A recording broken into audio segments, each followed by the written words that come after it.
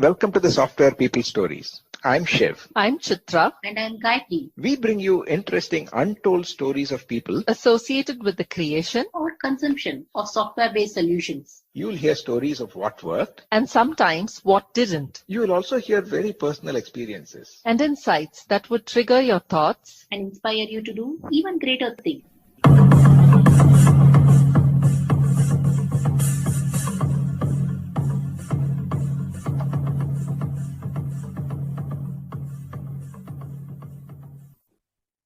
In the second part of the podcast, Dave starts talking about the various fads that is happening in the software industry and how sometimes it could be limiting. But at the same time, he also shares about the fundamentals that one has to focus on, and that creates a strong foundation, if you will. And he also shares about how he balances this speaking engagements and the reason why he started getting into the conference circuit, and there's very interesting anecdotes around the various inflection points that he's had in his career. And don't miss the wonderful concentric circle advice that Dave shares with all of you. Listen on. I think that is the crux of software industry in terms of create a nice environment and let them work together. Yes. If we can make it happen time and again, I think it's a true recipe for success in my view. Yes. Dave, sometimes I have seen you comment about object-oriented programming. After that, functional programming. Lots of new terms keep coming. Are these fads that are coming in? Now recently using blockchain, NFT, these new technologies, new aspects come in. What is your perspective of it in terms of the trends that are coming? I think that we are a faddy industry. I think that we do. As developers, as technical people, we get distracted by, oh, look, there's something shiny and exciting. Not all change is like that. I think there's something important in the ideas of functional programming. I don't think there's as much important in it as some other people think that there are.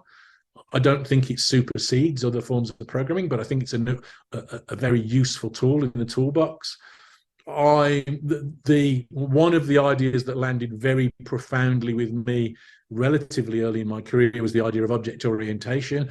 It's still the way that I think about solving problems. Usually it's the framework that I hang on my design skills, onto, I suppose.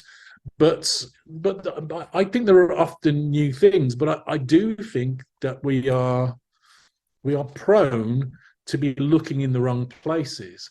The ideas that I find interesting are not really anymore the new shiny ideas, and I don't think that's just because I'm a boring old man now, but I think it's because I think that there's something deeper going on. I think you are not going to make, you're not going to guarantee there are no guarantees. You are not going to give yourself the best chance of success by picking a particular language or a particular technology or a particular framework to build your software with. I don't think it works like that. I think that the hard parts of software development are in some ways more profound than that, but also more durable. I don't think that they've changed very much in a long time. So I would argue that the fundamentals that are generic, whatever the nature of the technology, are much more important and much more valuable to us as software developers, software engineers even, to help us build better systems. And I would call out things like, so my latest book is called Modern Software Engineering, where I try and explore these ideas. And I divide the ideas up into two groups. I think that software development is always an exercise in learning, and therefore as professionals, we need to become expert at learning. And we are building these days, and for a long time now, building systems that are more complicated than we can hold fully formed in our heads. And therefore, we must learn to manage the complexity of the systems that we build. So in order to help us learn, we need to work iteratively. We need to gather feedback. We need to build software incrementally so it evolves over time. We need to work experimentally so we can try stuff out and all of those kinds of ideas. And then in order to manage complexity, we need to take modularity seriously, cohesion, separation of concerns, coupling, and abstraction. And if you build software that is modular, good cohesion, nice separation of concerns, it is impossible to build software that looks like that and a big ball of mud at the same time. It's not possible by definition, almost, because if it's modular and cohesive and a good separation of concerns, it's not a big ball of mud by definition. Now, there is no language that you can say, if you use this language, you can't build a big ball of mud from it. You can build a big ball of mud with functional programming, and you can build a big ball of mud with procedural programming or object-oriented programming or any other form of programming. But if you focus on your software being modular, cohesive, good separation of concerns, reducing coupling, using good lines of abstraction in your designs, then you will rule out some of those dumber ideas and give yourself a better chance of success. And so those are the kinds of ideas that these days interest me much more, and I think are much, and that is true whatever the nature of the software. I've been talking to some people recently that are building plugins to existing systems, and they're using continuous delivery, and they're designing these things to be modular and so on. These things apply. These things apply to software, even if it's low code or whatever else. These ideas are just durable. They are just fundamental to the way that software works, and so they seem more important to me. But as an industry, we tend not to talk about those, instead of which we're arguing about which IDE to use and whether language X is better than language Y or not. And it's the same test-driven development. We call it ATDD, we call it BDD, we call it, I mean, so many different acronyms we say. In the end of the day, it's just, get the testing done early and then start developing. I think sometimes I find us complicating, and what happens is, Dave, sometimes somebody who's, let's say, they've taken a break of a couple of years in the industry, and when they come back, and when they hear new fad, there is this sudden nothing that, oh, maybe I should not join back. Particularly, this is more for women who have taken a break and come back. They feel that, no, very intimidated. See, sometimes some of these terms are intimidating, right, for a novice person. I feel sometimes you should just keep it simple and just talk basics, right? Basics, if we get it done. No other industry is like this, right? If you go to civil and all of that, they just use a different mineral, but not so many jargon. Interesting. Yeah, I certainly think that we take it to an extreme. I'm sure that other industries are, I don't know, maybe accountants argue about what kind of ledger to use, and I don't know, but I think we'd certainly take it to an extreme. I think one of the things, I think you are exactly right. I was in a conversation recently with some people on the development team, and I was talking kind of general terms in what I thought was a reasonably simple way of the design, and one of the people that I was talking to kept translating it into Helm charts. I'm going, well, yeah, but not really, because the shapes that we were discussing weren't to do with any particular technology. It wasn't about that. It was about the structures, the coupling between the account that I'm trying to do and the order that I'm trying to place is more important than whether that's written in XML or not. Dave, we spoke about the fads and how do you make it simple and everything. I know you are extremely popular in the conference circuit in terms of talking about it, and I see your LinkedIn posts. I don't remember the last account. I think 10K plus followers you have, and you highly engaged set of group. So I have two follow-on questions on that. One is, I know you're influential by way of writing books, but in the real time where you have conferences as well as having a social media presence. How do you manage all this with the YouTube presence and all of that? How do you manage your day? I don't know if it's too personal to ask this question. If you don't mind answering, that will be great. No, that's fine. It's hard work, but so it happened by accident, really. So I started initially talking at conferences. Actually, while I was at Elm, I spoke a little bit at ThoughtWorks, just occasionally, but very rarely. I'd done 2 or 3 conferences by the time I left ThoughtWorks or something like that. But because I was busy working on projects at LMAX. We were a startup, and one of the things that we were struggling with was recruitment. So we were in the finance industry in London, which is a centre of financial development, and we were competing with banks with lots more money than us. So we couldn't afford to pay. So we need to make it a cool place to work. We need to make it obvious that it was a cool place to work. So I started talking at conferences to try and help, promote how cool it was, the stuff that we were doing. And I got interested in doing that kind of thing, and then I, started writing books and so on. And I was doing that for a while, and I was speaking at conferences then as I became an independent consultant. I suppose partly as kind of an advertising sort of thing. The pandemic struck, and I started.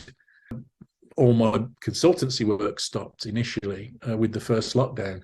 So I had this idea about trying to record some of my conference presentations and put them on YouTube. And my son, who's a digital marketeer, said, well, no, if you're going to do YouTube, let's do it properly, and taught me how to do it properly, and started a YouTube channel. So now we release videos multiple times per week, and so I'm always working on content, but I get a lot of help. So there's a small team of it. So my company's tiny. So there's my son, me, my wife, and we've got a few other largely family members as part-time members. But my son, my wife, and my eldest son, my wife, and I work on it together. So Tom, my son, helps me with some of the marketing stuff, and that kind of thing. I generally write most of the content.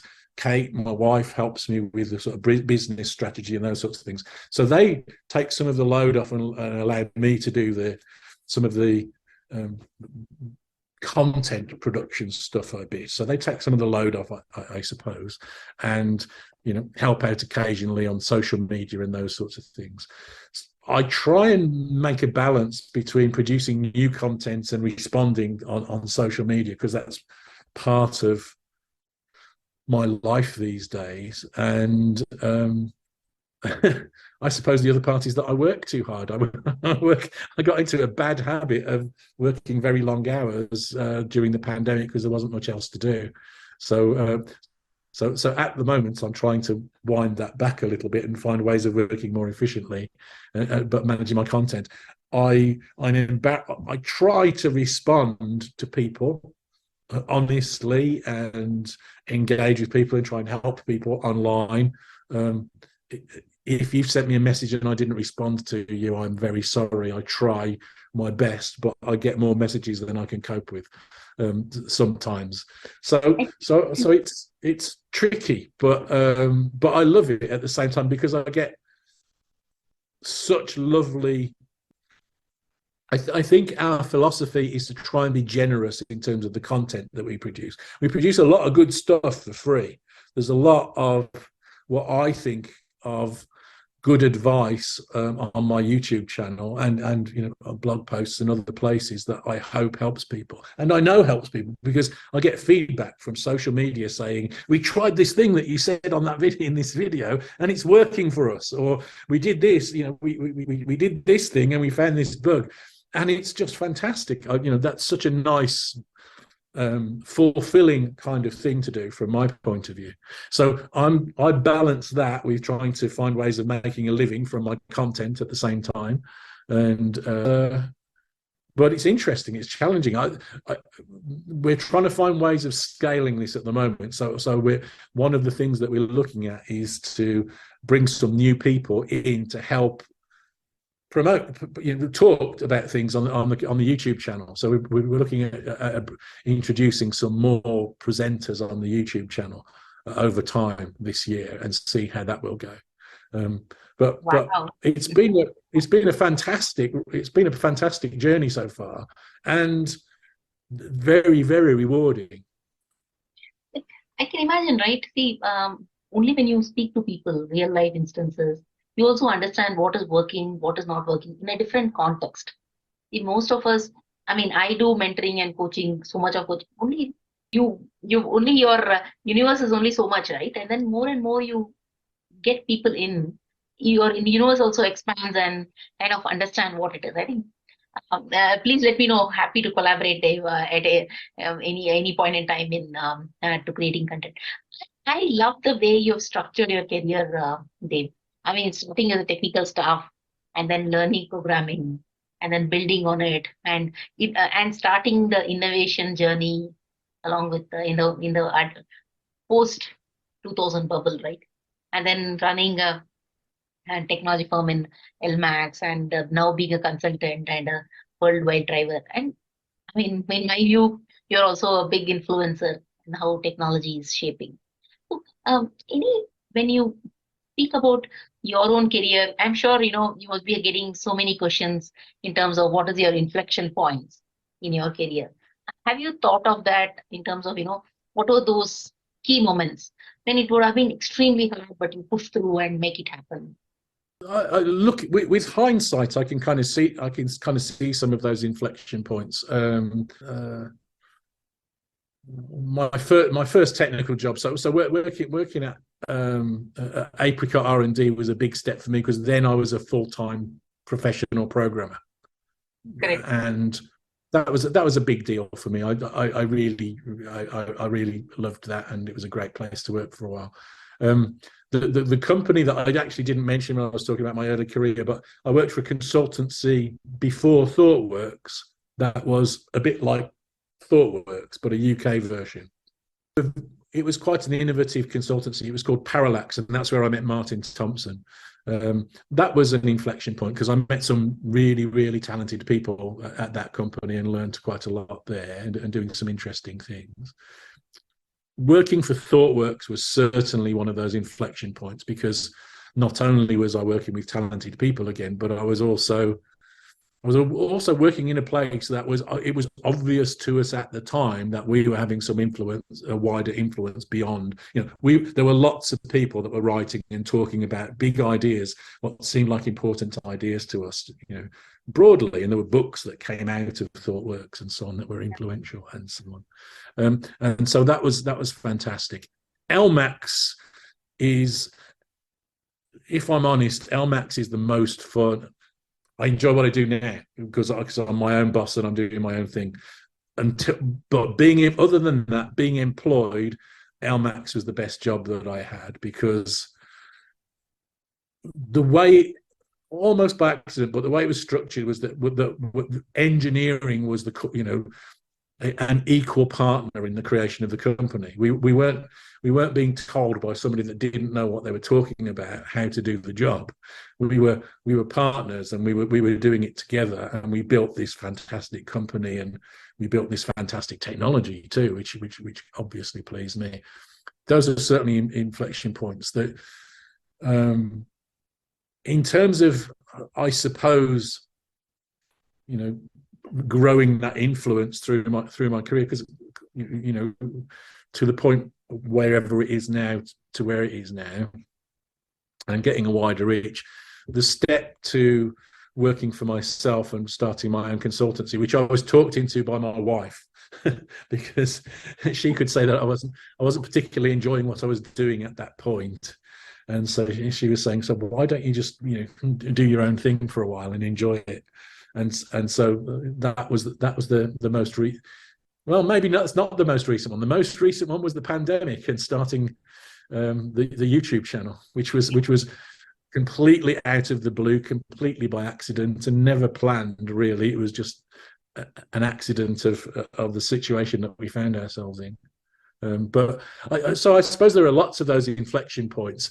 but I'm not a planner. I'm not somebody ever that looked for what was the next step in my career. At the point at which I decided I wasn't happy where I was doing, at that point, I'd decide what it was that I felt I was missing and what I was looking for.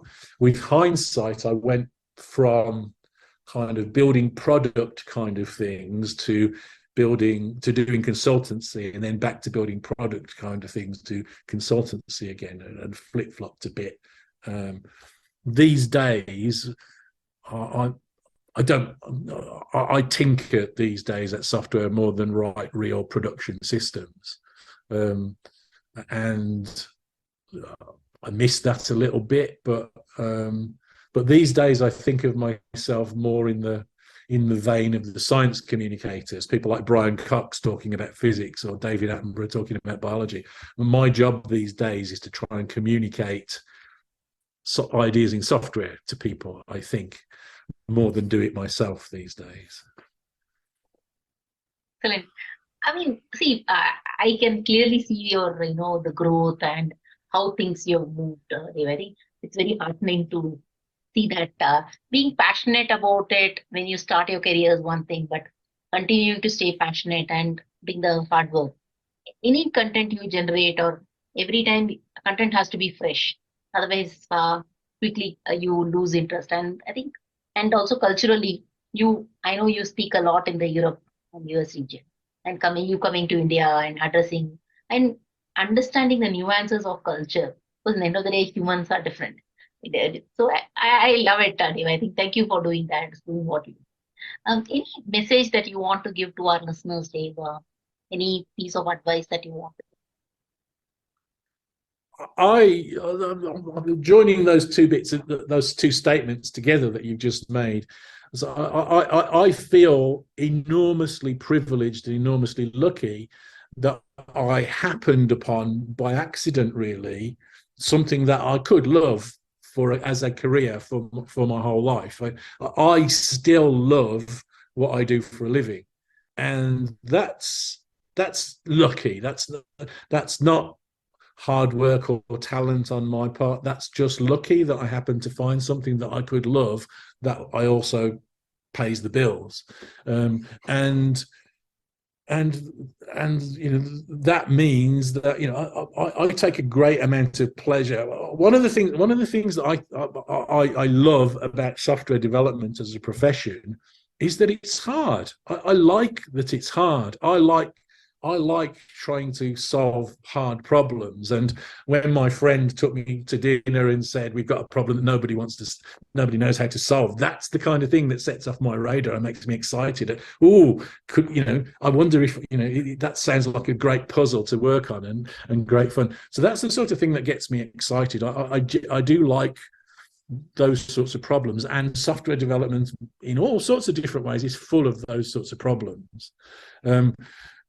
I would say that this is a profoundly wonderful career. So, as advice to people, but it can also be wearing, and it can also be difficult. And my best piece of advice is to make the best of the things that you can control. A friend of mine, I know Corrie, introduced me to something that she calls the soup exercise recently. So the idea of the soup exercise is that you draw 3 concentric circles, and in the first, 2 concentric circles, but there are 3 zones in the center circle. That's all the stuff that you've got direct control of. That's the stuff that you can decide for yourself. You've not got to ask anybody's permission to do. Make the best job that you possibly can of that. Get the most fun that you can get out of that, because that's wholly in your control.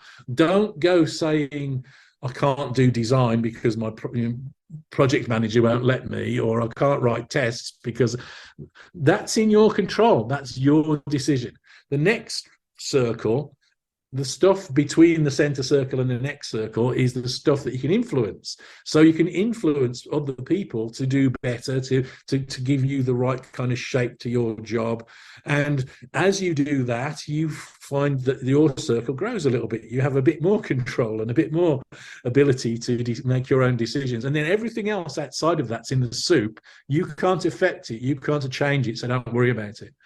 And I really liked that model. So, my advice is, is to try and find the fascination, the joy, the interest, the pleasure in that central stuff where you care about it, and if you're doing a good job of that stuff, my experience has been, and I might have just been lucky, but my experience is that people will notice, and you'll get more stuff in the stuff that you get to control. You get more stuff to put your arms around, more stuff to be able to make your own decisions about, and that will grow with your career. And these days, when I get involved in software projects, people listen to the things that I say because I've got a lot of experience of doing different things, because over time I did more of that stuff. And it wasn't a plan, it wasn't a goal, but it's easy if you delegate the ownership of the stuff that is yours or should be yours to other people. It's easy to get burnt out and worn down by that. And I see often teams that suffer and people that suffer from that. So I think this is a fantastic job, but you've also got to take control of it for yourself to some degree and take professional duty. What's your professional duty of care?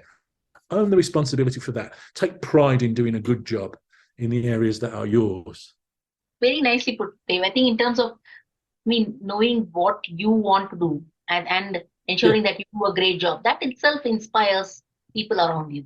And that brings a positive cycle, right? In terms of ensuring that not only is your soul satisfied, somebody else also sees that you are hardworking, yes, or you are doing the best. I think that sort of brings the best in people. You don't have to tell. You don't have to create a nice presentation and say, be the best. And if you do your daily, and people are smart. And it just flows in. I think it's a wonderful day.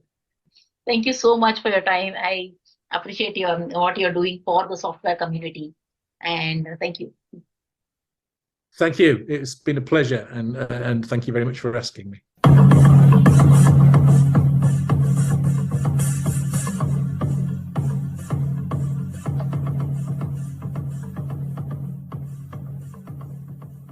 We thank Siddharth for the music and Anita for promoting the Software People Stories. If you like this episode, Please subscribe on your favorite podcast client. And spread the word in your network. if you'd like to share your story, Contact us at podcasts@pm-powerconsulting.com.